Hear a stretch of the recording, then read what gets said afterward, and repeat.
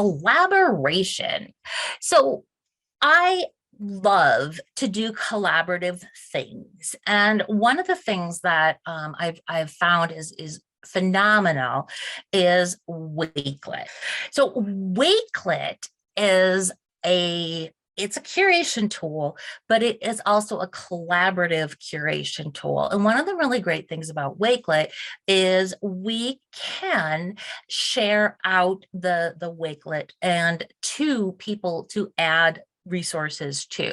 And so it can be a collaborative resource. When I put in this proposal, Wakelet was free for everybody. If you have a Wakelet account, you still have all the same bells and whistles of a premium account or a pro account.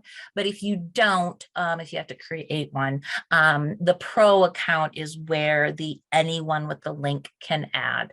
But what's really cool about this is you have those capabilities to add in links, images, videos. You can pull all these things together. I know some organizations that use a Wakelet as their newsletter because they can, update the content. And so in terms of collaborative options, if you have an existing account, you still have the collaborative option for free. Otherwise, it is now a paid thing, but it's just an incredible tool, and free is, if you don't, you can still use it without collaborating. Another collaborative thing is utilizing either Office 365, Google, PowerPoint, or Google Slides.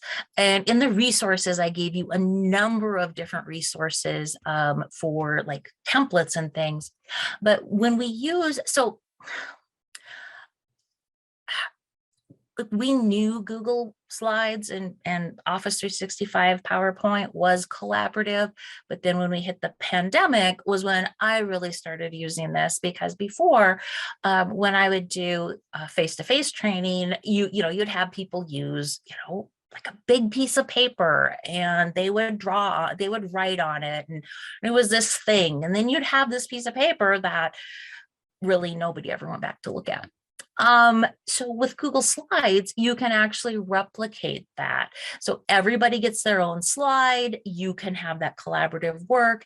And one of the things that's cool about this is if you use grid view, like I show in the slides, you can actually see who's contributing. So I can have a small group. I can say, okay, put your notes here, and, everybody, just pick a slide, or you can give them numbers, or, however, whatever your level of having control is. It is just such an easy way to be able to see what's going on. And then when you're all said and done, you actually have tangible evidence of the work that was completed. And so for brainstorming or any of that stuff, this can be a really great getting started tool.